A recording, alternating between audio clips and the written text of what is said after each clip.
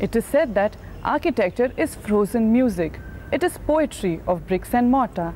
It is the will of an epoch translated into space. When we see a monument, we often marvel at the ineffable genius of its builders long dead. We tend to imagine our world in the ages of kings and queens and their pomp and glory. But seldom do we think of those innumerable nameless laborers, masons, stonecutters, whose toil of months and years give these great ideas of human race their manifest form. Let us embark upon this journey in time where the sublime creations of our master builders narrate their stories.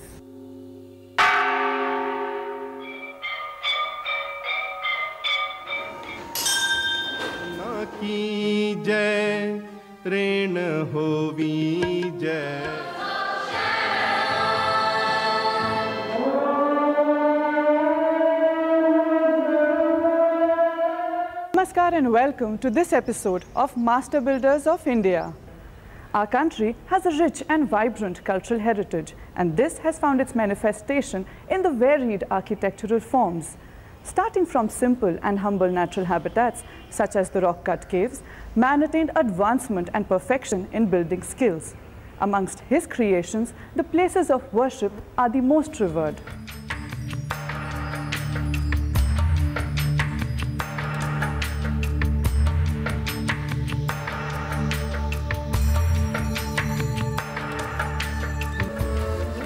India is the birthplace of many religions.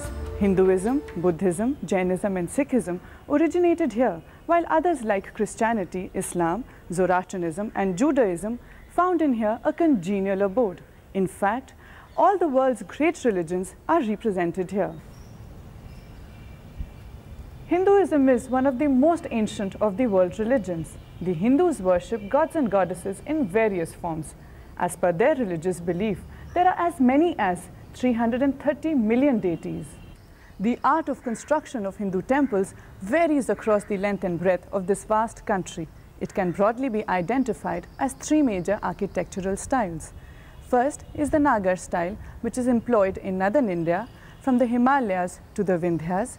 Second is the Dravid style, which is practiced in southern India from the river Krishna to Kanyakumari. And third is the Vesara style, which is confined to the western India and the Deccan.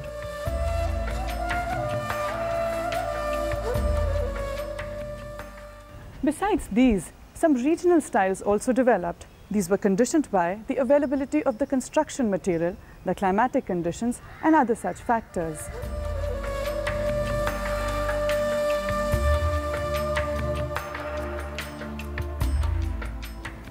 One such style developed in Kashmir, the home of the mighty Himalayas, which the Hindus consider as the abode of the gods.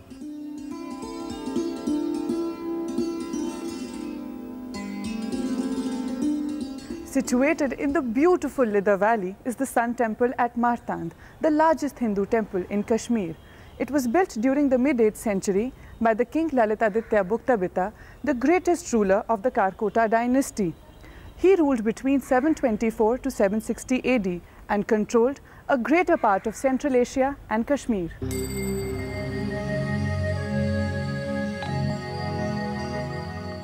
The great temple of Sun at Martand is a model of all subsequent Hindu temples of Kashmir. Its design is that of a comprehensive central structure comprising the sanctuary standing within a rectangular courtyard.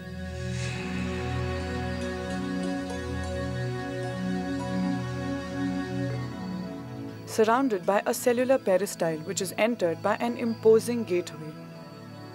The central shrine is placed in the middle of a rectangular court, measuring 220 feet by 142 feet.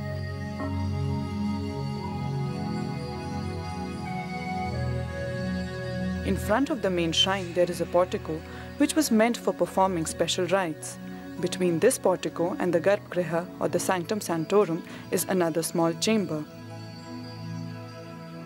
The main shrine was originally covered by a rectilinear pyramidal roof and attained a height of close to 75 feet. Nothing of this roof has remained now.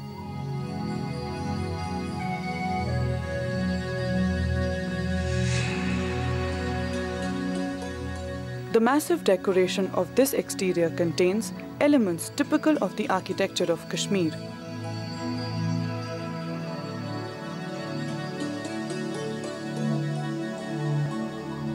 On each of the 4 facades is a pediment supported on a fluted pseudo-Doric pilasters enclosing a terrafoil arch.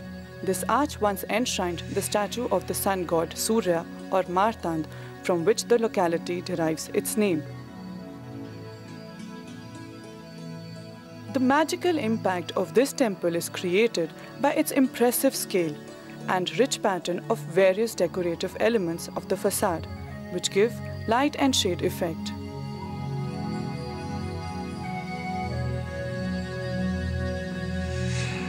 Another style of temple architecture that was practiced extensively across the Vindhyas and was raised to the pinnacle of its glory under the Chola dynasty was Dravidian architecture. Though this style had all the basic features of a temple architecture, such as the walled enclosure, the impressive gateways, and the elevation of the shikharas, it differed substantially in the execution of these building elements. The most representative temple of this style is the Brihadeshwara Temple at Tanjore.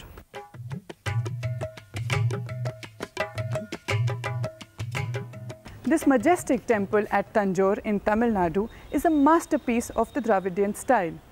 Built by the Chola ruler Raja Raja the Great in the beginning of the 11th century, this temple is dedicated to Lord Shiva and is also known as the Raja Rajeshwara Temple. The temple stands within a walled quadrangle measuring 500 feet by 250 feet. This courtyard is composed of many structures. Nandi Pavilion stands midway between the main entrance into the courtyard and the Vimana or the main temple.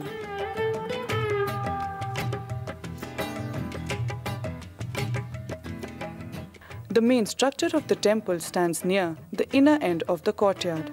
Its base is square, each side measuring 82 feet and is dvitala or 2 stories high. Above this is a lofty shikhara or tower consisting of 13 successive stories of successively receding tiers. The crowning dome rests on a massive granite block, which is 25 feet high and weighs about 80 tons.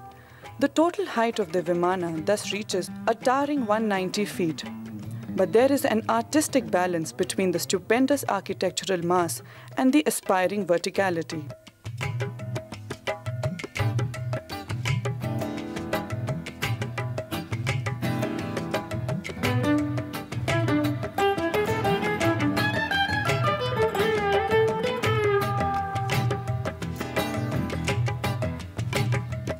The whole edifice is covered with sculptures and decorative motifs, but here too, the form dominates the composition and all ornamentation is subordinate and complementary to it.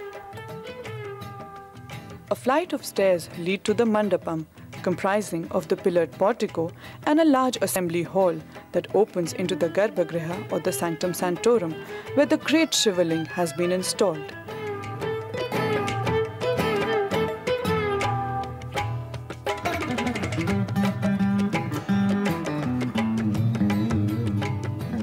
The Brihadeshwara Temple is the largest, highest and the most ambitious production of ancient India. Like all other temples of this style, Brihadeshwara Temple too uses the locally available black and grey granite. But those were the times where there were no cranes or other mechanical devices. Therefore, the ingenuity of labourers, masons and stone cutters leave us mesmerized and awestruck.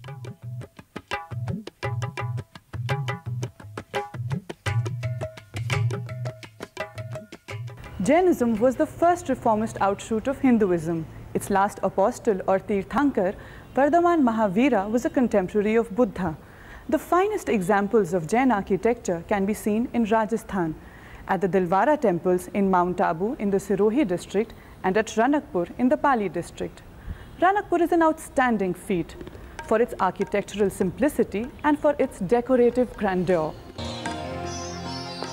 This 15th century Jain temple represents the culmination of Jain architecture in India. According to James Ferguson, it is probably the most complicated and extensive Jain temple of India.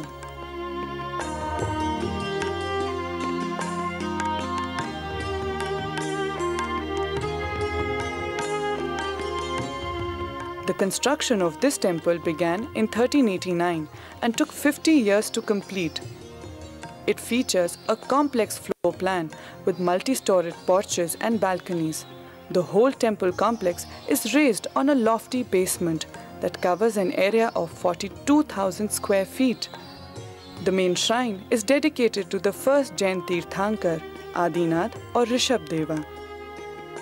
It covers an area of 3,720 square meters.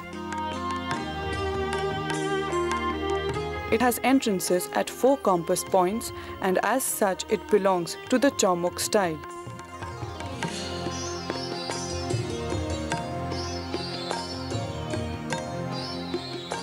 In the central chamber is the quadruple image of Adinath in white marble, facing in each of the 4 directions. In the upper story is a similar shrine, approached by doors opening from terraced roofs of the building. Near the 4 angles of the court are 4 smaller shrines or megha mandaps, and around them or on each side of them are 20 domes or rag mandaps supported by 420 columns.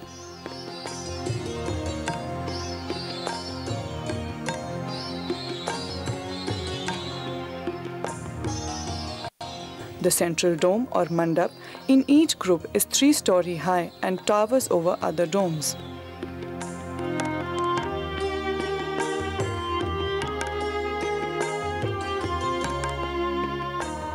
A remarkable architectural feature of this temple is a forest of 1,444 pillars that abound its interior. The whole temple is on pillars, but the workmanship of each pillar is so different that no 2 pillars are alike. White marble quarried from nearby hills is liberally used in the construction as well as in the decoration. However, the summit of the temple was made of plaster and not of marble, so that it is not top-heavy. The temple is so artistically built that one can see the image of the presiding deity from any corner.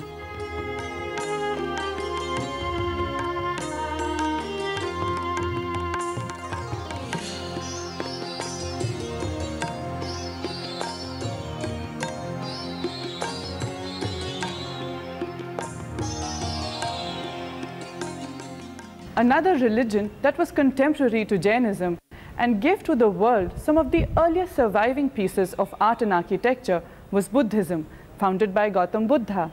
In course of time, it transcended the boundaries of India and reached Ceylon, Burma, Thailand, Cambodia, Tibet, China, and ultimately Korea, Japan, and Mongolia. 2 major types of Buddhist shrines developed soon after the death of Buddha in 483 BC.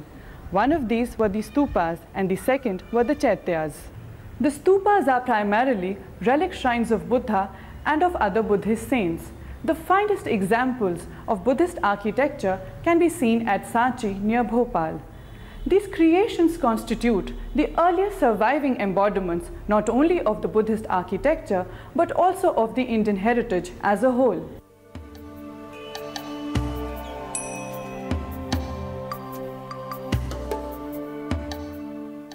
The largest of the 3 main stupas at Sanchi consist of a hemispherical dome at the top and crowned by 3 superimposed umbrellas or chhatravalis.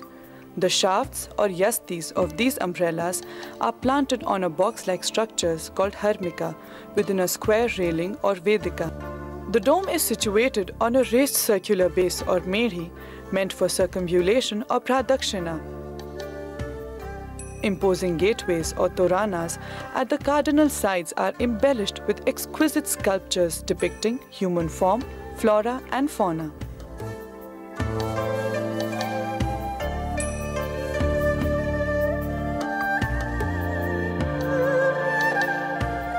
The relief panels depict scenes from the real life of Buddha and from his previous incarnations. The second category of Buddhist monuments are the chaityas or assembly halls. In their form and use, these were the virtual temples of Buddhism. With very few exceptions, all of these are cut in rock.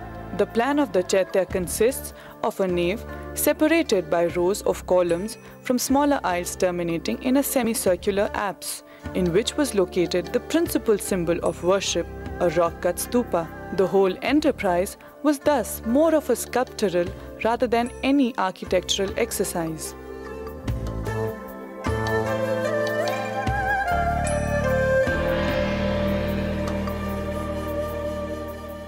The most recent religion to have emerged in India is Sikhism. It originated in the 16th century as a social religious movement spearheaded in Punjab. Gradually, it grew into a distinct religion.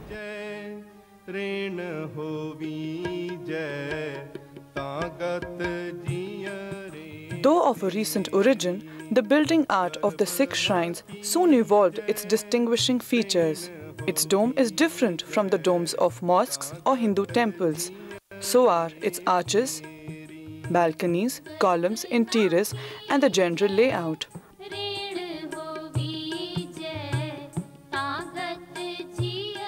All the shrines have a flag mast called Nishan Sahib and has a triangular flag with the Sikh insignia, khanda, or the twin double-edged sword. Guru Nanak, the founder of Sikhism, was succeeded by 9 gurus: Guru Angad, Guru Amar Das, Guru Ram Das, Guru Arjan Dev, Guru Har Gobind, Guru Har Rai, Guru Har Kishan, Guru Tegh Bahadur, and Guru Gobind Singh. All the gurus condemned idolatry and warned their followers against their own deification. Guru Nanak said, "Worship no one except God, bow not to the dead." After Guru Gobind Singh, the guruship was manifested in the sacred Sikh scripture, the Granth Sahib, which is since then revered and venerated by the Sikhs as the Guru Granth Sahib. The Sikh shrines are called Gurudwaras. Literally, it means door leading to the Guru. Thus, the term itself contains an architectural connotation. Inside, there are no idols. Instead, the Guru Granth Sahib is placed on an altar.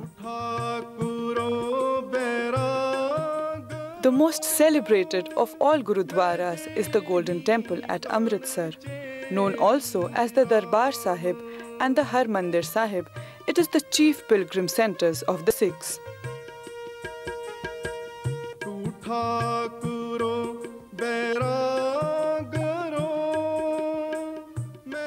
The original structure of the Darbar Sahib was constructed sometime between 1588 and 1604 AD. However, for the next 150 years, it withstood many destructive attacks from the Mughals and the Afghan invader Ahmad Shah Abdali.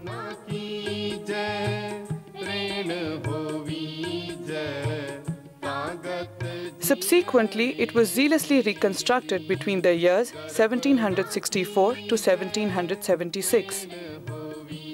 The Golden Temple, as it appears today, took shape during the reign of Maharaja Ranjit Singh. The main shrine is situated on an artificial island in the midst of a tank called Amrit Sarovar, or the Pool of Nectar, thereby giving its name to the city of its locale. The shrine is approached through a causeway from the western side of the tank. Darshani Deodhi, the main entrance to the temple complex, is situated at the head of the causeway.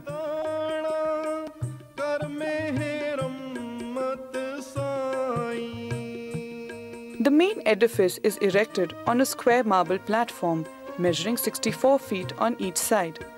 The shrine itself is hexasquare in shape. Its western, northern and eastern sides are straight and each measure 40.5 feet. The eastern side is in the shape of a half hexagon, giving it a unique shape. The elevation of the shrine is also unique. It is a two-storied structure surmounted by a terrace pavilion, which gives it the appearance of a three-storied building. On the roof, there is a domical canopy in the center and 4 kiosks on the corners.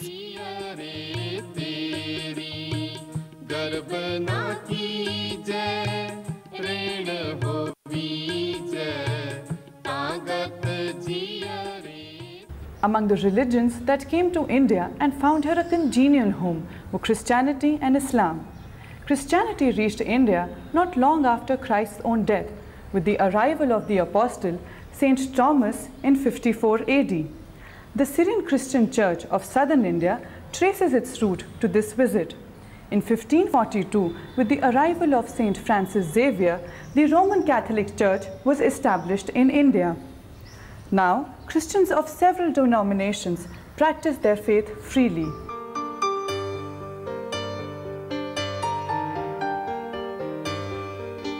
Among the early church buildings, the finest example of architecture can be seen on the west coast of India in Diu.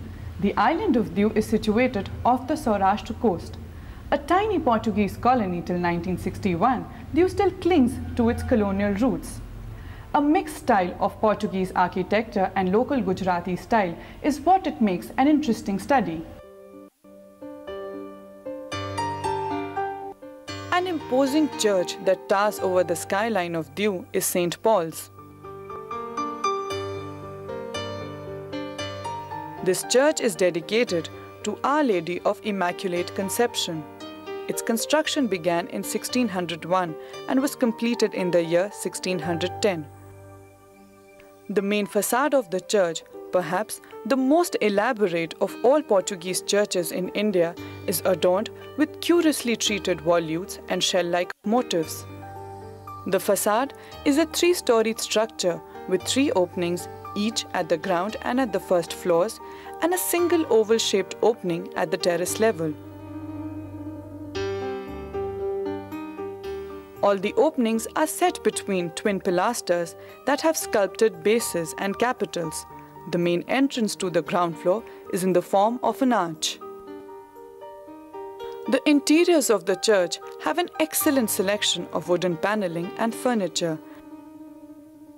This includes an extravagantly carved pulpit, which is 400 years old. It also has excellent paintings and a high ceiling with arches.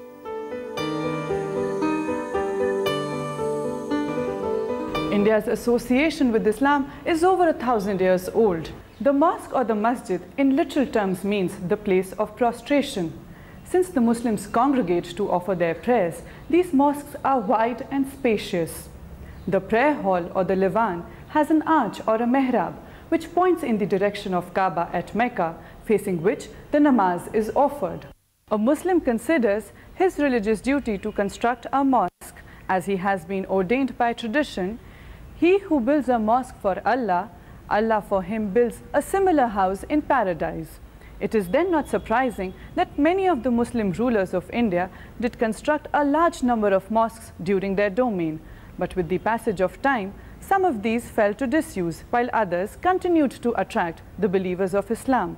One such majestic mosque is the Jama Masjid of Delhi, which once stood within the walled city of Shahjahanabad.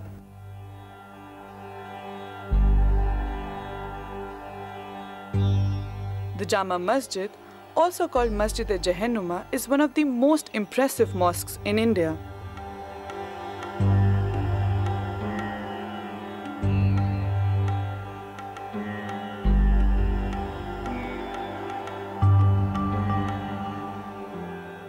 It was built by the Mughal Emperor Shah Jahan in 1656.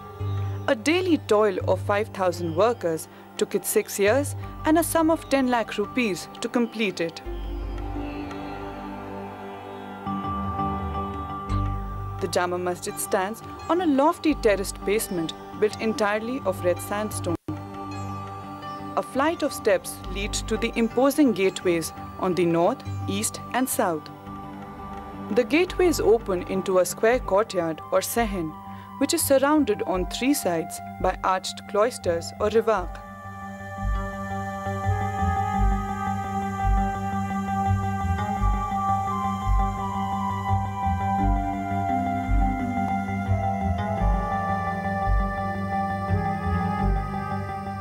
The Levan or the prayer hall consists of a large multifoil arch in the center, which is set within a rectangular frame and is adorned with 2 domed pilasters on the top.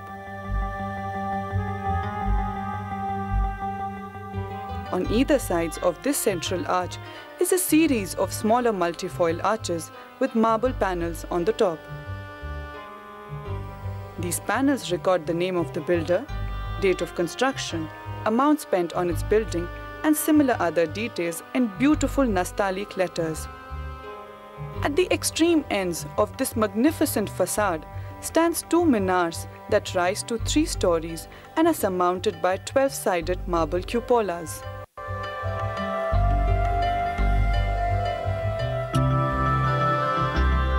The entire prayer chambers is covered by 3 shapely and elegant domes of white marble, ornamented with vertical stripes of black marble.